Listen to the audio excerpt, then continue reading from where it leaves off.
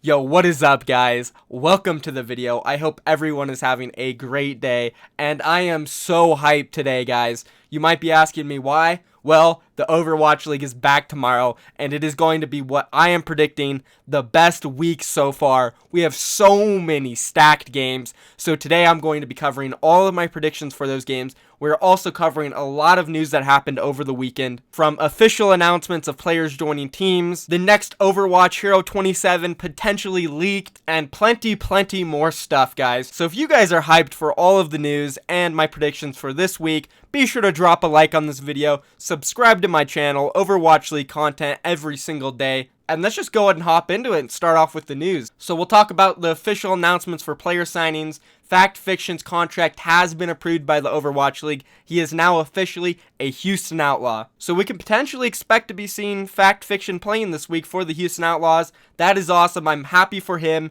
Congratulations, man. You deserve it. He's back on the team with some of his ex-USA team members and FaZe Clan members. It's a good fit. And let's move on to the next official announcement, which came out of Seoul Dynasty. Gambler has officially been announced to join their roster. I did touch on this a little bit in one of my videos before, but now it is no longer just rumors and leaks. Seoul Dynasty has officially announced Gambler to be joining the roster. And if you aren't familiar with Gambler, he is an ex-LW Blue player. He competed with a lot of the NYXL players back when they were on LW Blue. Unfortunately, he did get sick and had to step down, but he is back and competing, and now he's on one of his ex-teammates' biggest rivals, Seoul Dynasty. So I'm excited to see what he can do for them. I'm not sure how playtime's going to work for him because he does play a very similar role to Toby, and we all know with Lucio Meta back, Toby is one of the greatest Lucios to ever play the game. So I'm not sure exactly what role he will fill on the team. He could end up being a player coach, player analyst, something like that. I think he could be really good at that with his past experience. And who knows, maybe he will get a chance to prove himself, and if he does, he could step up majorly. On to the next announcement for a pickup. It is not a player. Philadelphia Fusion has announced that they are bringing on a full-time chef for the team. Her name is Heidi, which is awesome. I love to see this. I think it's very smart for these Overwatch League teams to bring on full-time chefs. Healthy body, healthy mindset equals good gameplay and good team environments. If you're eating junk food and unhealthy food every single day, it is very toxic and it can get to your mind and make you unhappy. And eating and living an unhealthy lifestyle definitely has consequences on you as a player. That's something I learned personally as a professional. If you're living a healthy life, you will perform better, and that is just fact. So that's good. I'm happy for Heidi, Philadelphia Fusion. Congratulations, guys. And that's it for all the player pickups and chef pickups for the day. Let's move on to the next topic. So something that was very interesting and pretty cool to know. Yesterday, February 26th, was Architect's 18th birthday. He's a player for X6 Gaming. I'm sure some of you guys have heard of him. He's a player that like Monte Cristo and some of the analysts love to hype up and say he would be an incredible player in the Overwatch League and absolutely dominate players. Specifically Monte Cristo, he's come out and said that Architect is an absolutely insane player, and I agree with him. I think Architect is very good. His Genji skills are up there with some of the best in the world, and he would be able to provide a lot for a team that is missing a player in that type of role. So you might be saying, oh cool, it's his birthday. What's so interesting about that? So it's not just Architect's birthday. February 26th is a very popular birthday for some of these Korean players. It was also Toby's birthday from Seoul Dynasty, Miro's birthday from Seoul Dynasty, and Fisher's birthday from the Los Angeles Gladiators, as well as a player named Decay from the Korean region. He competes in Apex under Kongdu. It was his birthday. So happy birthday to all those players. Very interesting and cool that so many professional Korean players share the same birthday. Now, obviously, I don't have any facts on this, but I'm pretty sure this is the most popular day for birthdays in the Overwatch League and in Korean esports in general. Having this many professional players born on the same day, definitely crazy. So if you guys are born on February 26th, start gaming. Maybe you have a chance. Maybe there's just something in the air on February 26th, and when you're born, you get those gaming skills. But anyways, I thought that was very cool. Let's go ahead and move on to the next topic I want to briefly talk about, which is Hero 27. Something we don't really talk about too much on this channel is future heroes, which obviously does have a big impact on the Overwatch League and the esports scene of Overwatch in general. New heroes always shake up the meta, and it's something as a pro player that's very exciting, being able to get a new hero, play it, grind it, and work it into the meta. It's so fun. And if you just search around Hero 27 on YouTube, you can see a bunch of hints and clues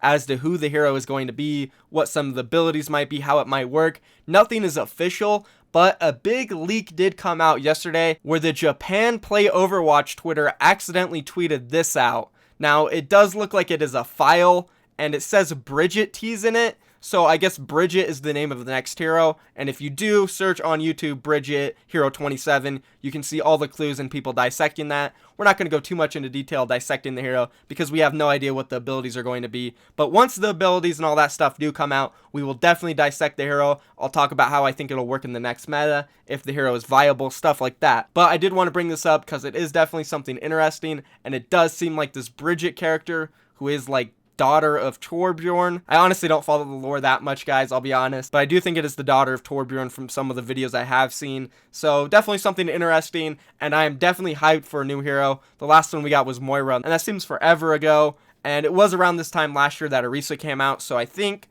this might mean something pretty big. Bridget is coming soon, hopefully. And that's it for all the news that came out over the past few days. And if you guys enjoyed this segment of the video, let me know. I did ask you guys a couple days ago if you wanted me to implement more news into the videos, and I got a decent amount of responses. So again, let me know what you guys think. If you want me to keep doing this, I will of course keep doing it. And let's move on to the second part of the video, which I know a lot of you guys are waiting for, my predictions for this upcoming week. So prediction number 1, I think this is going to be the best week of Overwatch League so far. There's so many stacked games, so many games that will really show where these teams stand for Stage 2, and I am beyond excited. So let's just do it, guys. You ready for my predictions? Starting off with the first match on Wednesday, we have Seoul Dynasty taking on the Dallas Fuel. Now, I know there's a lot of Dallas Fuel fans out there thinking, all right, this is our chance. Let's get a win off Seoul Dynasty. They didn't look the best back in Stage 1. It's a very doable game, right? And that's a potential outcome. Dallas Fuel could win this set, but am I going to pick them? No, I just can't. Seoul Dynasty have looked pretty good so far this stage. And again, I've mentioned in previous videos, I think the meta is shifting toward their playstyle, and I think it's going to benefit them a lot. This will be a close match. I'm going to say either 3-2 or 3-1 in favor of Seoul Dynasty. Moving on to the next match, we have the Los Angeles Valiant taking on the San Francisco Shock. Now, this match is a toss-up. Both these teams have proved to be inconsistent so far. Los Angeles Valiant, they can either 4-0 the Seoul Dynasty or get 0-4'd by them. So it's going to depend which Valiant team shows up for this match. They also had a very close match with Shanghai. Sure, you could say, oh, well, they were kind of testing the waters. They had Kariv in there on DPS. But so what? They still struggled. The match went down to 3-2. And on the last map to win or lose the set, the Los Angeles Valiant almost lost it. They barely won in overtime. So it really just depends which Valiant we get, the really good one or the really bad one. If we get the really good one, Valiant wins. San Francisco Shock, on the other hand, they have also been somewhat inconsistent. Not as much as the Los Angeles Valiant. They haven't shown like the Valiant that they can play at a really high level. They've shown that they can play at a decent level or they can play at a very bad level. I want to lean towards the San Francisco Shock because I feel like they could win this, but the Los Angeles Valiant, I think they will show up for this match and they'll take it 3-1 or 4-0. Moving on to the next game, the last one of Wednesday, we have the LA Gladiators taking on the Shanghai Dragons. I think the LA Gladiators win this one. Shanghai Dragons do look like they're improving. There's a potential for them to get 1 or 2 games. But it's just really hard to pick the Shanghai Dragons to win any games right now because they haven't won one yet. So Los Angeles Gladiators 3-1 or 4-0. Moving on to Thursday, the first match of that day, we have the Florida Mayhem taking on the London Spitfire. I think the London Spitfire take this one. There is the potential that Florida Mayhem could pick up the control map. So I'm going to say 4-0 or 3-1 for the London Spitfire. Moving on to the next game. Now, this is the big one, boys, the one I'm waiting for. The Houston Outlaws versus the Philadelphia Fusion. This is going to be a huge match. The two top Western teams right now looking unstoppable. Both have 4-0 wins over the Boston Uprising. Houston Outlaws also have a win off of the London Spitfire. Philadelphia Fusion absolutely destroyed the Florida Mayhem. So these teams are going to go head-to-head, and I cannot wait for it. And this is a very hard match to predict. There's a small reason I want to go with the Philadelphia Fusion, and that's because of their mindset right now. These guys literally think,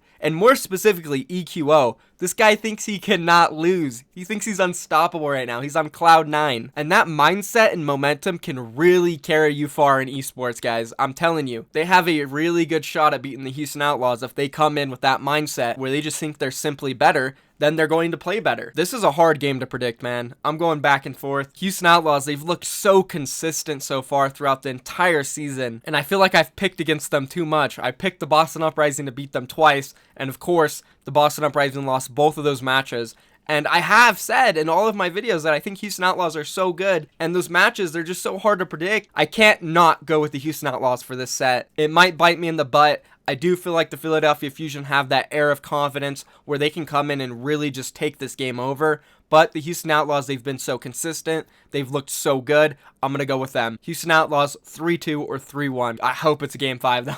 I hope it's game 5. Moving on to the next set, we have the New York Excelsior taking on the Boston Uprising. I don't know if Arc is back yet. I'm going to assume he's not, because I do think wrist injuries take time to heal. So I'm expecting Mano to be in there on Lucio. And, you know, they have looked a little weaker. Not too much, though. I mean, they had a really close game with the London Spitfire, and as we know, the London Spitfire are very good. They did win Stage 1. The Boston Uprising have slacked so far in Stage 2. They lost 2 matches, 0-4, to the 2 teams we just talked about, which, to their credit, those teams do look amazing, but Boston Uprising has definitely looked a little sloppy, and the meta shift doesn't seem to be favoring them so far. So I'm going to pick the New York Excelsior in this match. I do think Boston Uprising will get a map win, so 3-1 for KINGmykL. That's it for Thursday. Let's move on to Friday, where we have Boston Uprising taking on Florida Mayhem. And they actually have back-to-back matches here. I thought the Overwatch League said they weren't going to do this. I guess it's not as bad as when Dallas Field did have to play San Francisco Shock, and then literally like 10 hours later they had to play Boston. There is about 20 hours in between these 2 matches, but I still think they need to get rid of back-to-back matches. Anyways, Boston Uprising are going to win this one 3-1, potentially 3-2, but I'm going to go Boston Uprising 3-1. Moving on to the next game, we have LA Gladiators, Seoul Dynasty. I think Seoul Dynasty takes this 4-0. They're looking better in this meta. The Los Angeles Gladiators have been struggling the past few weeks, so Seoul Dynasty 4-0. Next match, Dallas Fuel, Los Angeles Valiant. This is a very tough one, and a match I am also very excited for. If we remember all the way back in Week 1, Stage 1, the Los Angeles Valiant did take this one. It was close to begin with, but when we got into about the 3rd map, the Los Angeles Valiant really started to steamroll the Dallas Fuel. They looked very defeated. They just had this like air of depression around them. So I think the Dallas Fuel have learned from last stage. I think they're going to be more prepared, and if it does get hard for them, I think they'll fight back, and I think they will take this set. Dallas Fuel 3-2 over the Los Angeles Valiant. And let's move on to Saturday. Philadelphia Fusion, London Spitfire. Huge match here. And I will say this. If the Philadelphia Fusion beat Houston Outlaws, they will beat the London Spitfire. But that's if. And I did predict that the Houston Outlaws would beat Philly. So I'm going to predict that the London Spitfire will beat Philadelphia Fusion. But if the Philadelphia Fusion do end up beating the Houston Outlaws, I think they have a very good chance of winning this game. But again, that's not what I predicted. I got London Spitfire winning this one 3-1 or 3-2. Moving on to the next set, which is back-to-back huge matches. Houston Outlaws versus New York Excelsior. Houston is looking for revenge on New York. They did lose to New York in the first week of Stage 1. It wasn't really that close. And ever since that loss, the Houston Outlaws have looked absolutely amazing. So I think they're coming into this game with a vengeance. They want to win it really bad. This will be their second huge match of the week. And it's definitely a hard one to predict. And it's, Mano's in. And if Arky isn't there, I don't know, Houston Outlaws could win this. Is that something I'm willing to say? They did beat the London Spitfire. London did beat New York. It would make sense that Houston would win this, right? Man, this is a hard one. Every Houston Outlaws game is so hard to predict. I swear, they're the hardest. It's because you know Houston is so good. Like, they can beat anybody. But the one team they have not been able to beat yet is New York Excelsior. But then again, London just beat New York. They don't have Arc in. Oh, it's such a tough call. Alright, I got New York Excelsior 3-2. This might bite me in the butt. Like I said, every time I predict against the Houston Outlaws, they do win. But I just think overall, New York Excelsior is a little bit better. Moving on to the last match, we have Shanghai Dragons, San Francisco Shock. I think the San Francisco Shock will win this one 3-1. Again, there is potential that Shanghai Dragons could get 2 maps. They do look like they are improving every single set they play, just not enough. It's slow and steady improvements from them. Maybe by stage 4 they can start picking up some sets, but I still think it's too early on. I got San Francisco winning this set. And that's it for all my predictions, guys. If you disagree or agree, let me know down in the comments below. If you enjoyed this video, don't forget to subscribe to my channel, drop a like on the video, every single like counts, and follow Team KINGmykL on Twitter, guys. We have 2 huge Contenders Trials matches coming up this weekend.